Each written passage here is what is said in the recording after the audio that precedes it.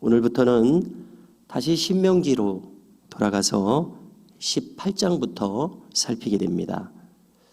신명기 앞부분의 내용을 잠시 언급한다면요, 신명기 16장에서부터는 백성들의 지도자에 대한 말씀이 나와 있습니다. 그 중에서 우리가 다룬 것은 왕에 대해서 다루었고 또 제사장에 대해서 이미 다루었습니다.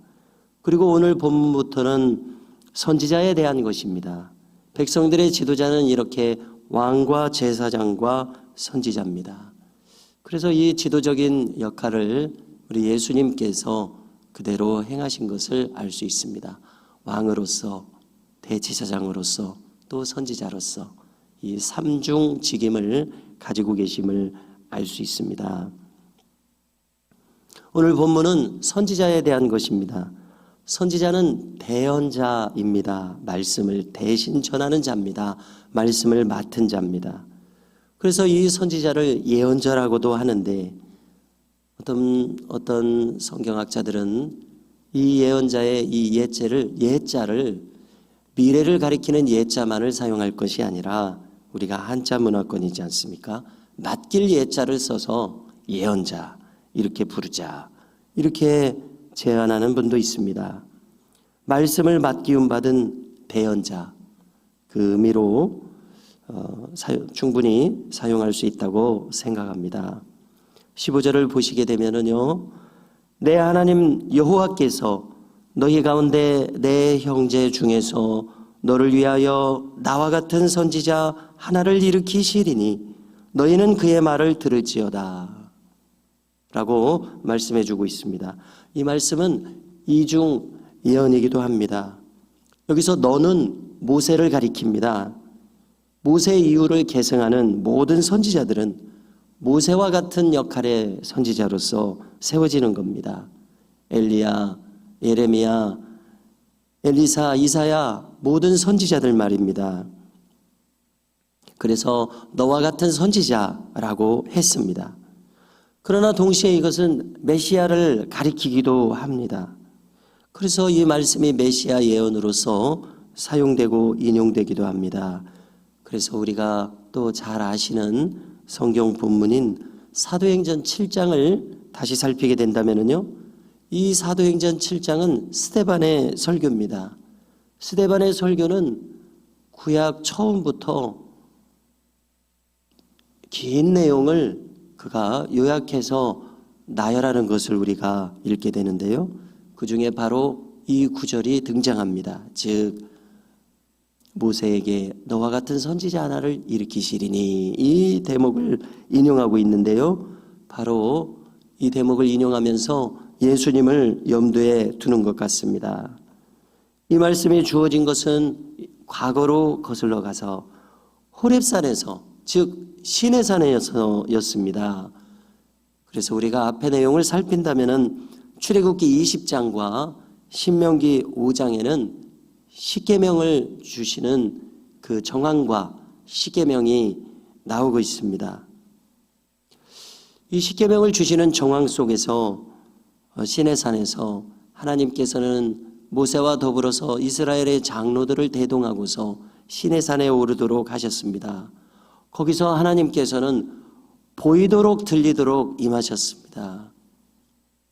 청명한 하늘에서 혹은 먹구름과 같은 그러한 두려운 광경 속에서, 번개가 번떡이는 그러한 상황 속에서 우레와 같은 하나님의 음성이 들리고 하나님의 옷자락이 보이는 그러한 하나님께서 임재하시는 놀라운 장면입니다. 그때 이스라엘의 장로들은 하나님의 임재를 직접 목격하고 들으면서 너무나 두려워졌습니다. 그래서 백성들이 간곡히 모세에게 부탁했었습니다. 저희들이 다시는 여호와의 음성을 직접 듣지 않게 하소서, 우리가 죽을까 하나이다. 그랬을 것입니다. 왜냐하면 우리 스스로를 생각해 볼 때도 우리가 하나님의 임재를 대면한다면 두려움에 사로잡히게 될 것입니다. 왜냐하면 하나님의 거룩의 그 높으심과 우리의 낮은 거룩의 상태, 그 거룩의 격차를 생각할 때 우리도 두려워할 것이다 이렇게 짐작하게 됩니다. 아마 백성들의 장로들이 그렇게 느꼈던 것 같습니다. 우리가 죽을까 하나이다. 다시는 여호와의 음성을 직접 듣지 않게 하소서. 그렇게 하게 하지 마시고 당신이 하나님의 말씀을 듣고 우리에게 대신 전하여 주소서. 이렇게 부탁했던 것입니다. 그래서 이에 대해서 하나님이 하시는 말씀입니다. 그렇다. 저들의 말이 옳도다. 이후로는 너와 같은 선지자 하나를 일으키리니 너희는 그의 말을 들을지니라. 이와 같은 상황 속에서 주어진 말씀이었습니다. 이렇게 하나님의 선지자가 세워지게 되고 그 종을 통해서 하나님의 메시지가 전달되게 될 때에 이때에 백성의 할 바가 있다고 말씀합니다. 19절입니다. 누구든지 내 이름으로 전하는 내 말을 듣지 아니하는 자는 내게 벌을 받을 것이요. 백성들의 의무는 하나님의 말씀이 정당하게 선포될 때에 그 말씀에 순종하는 일입니다. 그리고 그 말씀이 정당한지의 여부는 항상 기준으로 주어진 말씀이 있습니다. 기준으로 주어진 말씀은 토라입니다. 다시 말해서 모세오경, 우리가 성경 이렇게 방대한 성경이 있습니다마는 그 핵심을 추리고 압축하면 모세오경입니다. 신약 성경도 모세오경에 뿌리를 두고 있습니다. 이 토라의 말씀과 일치하는지의 여부를 보면 됩니다. 그러면 하나님의 말씀을 분별할 수 있고 그 말씀에 순종할 수 있습니다. 순종해야 합니다. 이것이 백성들의 의무입니다. 그러나 오늘 말씀을 통해서도 주어지는 경고 한 가지는 어떤 선지자들은 때때로 인본주의에 빠집니다. 즉 순수하게 하나님의 말씀만을 대언하는 것이 아니라 20절에서처럼 하나님께서 명령하지 아니한 말을 자기 마음대로 지어내서 하나님의 이름을 빙자하여 전하는 자가 나타나게 될 것이라는 것입니다. 또한 대담하게 다른 신의 이름으로 신의 뜻이라고 하면서 전하는 자들이 나타날 것이라는 겁니다. 여기에 대해서도 경고하십니다. 만일 그렇게 말하는 선지자가 있다면 그는 죽임을 당하리라. 엄중한 말씀을 주시고 계십니다. 참으로 두려운 일이 아닐 수 없습니다. 그러므로 하나님의 말씀을 맡은 말씀의 대언자의 제1의 우선순위는 하나님의 말씀을 그가 떠나지 않고자 하는 것입니다.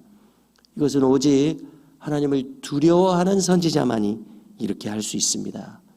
그러나 우리가 아시는 대로 수많은 이단자들, 수많은 그릇된 자들은 스스로 지어낸 말들을 서슴지 않고 하는 것을 알 수 있습니다. 왜 그렇게 됩니까? 방금도 말씀하신 것처럼 죽임을 당하리라. 하나님의 이 엄중한 말씀을 가벼이 생각하는 것입니다. 그리고 백성들에 대해서 덧붙여 주시는 말씀은 백성들에게도 책임이 있습니다. 저 대언자가 참 선지자인지 거짓 선지자인지에 대한 분별할 책임이 있다고 말씀합니다. 바르게 분별하기 위해서는 분명한 기준이 있습니다. 첫째는 그가 말한 대로 이루어지는지의 여부를 살피라는 것입니다. 그것을 증거로 삼으라는 것이고요. 둘째로 그의 말이 토라와 일치하는지의 여부입니다. 여기에서 벗어난다면 그는 인위적으로 말씀을 가공하는 자입니다. 인본주의적인 자입니다. 거짓 선지자입니다. 너는 그를 두려워하지 말지니라. 이렇게 말씀하십니다.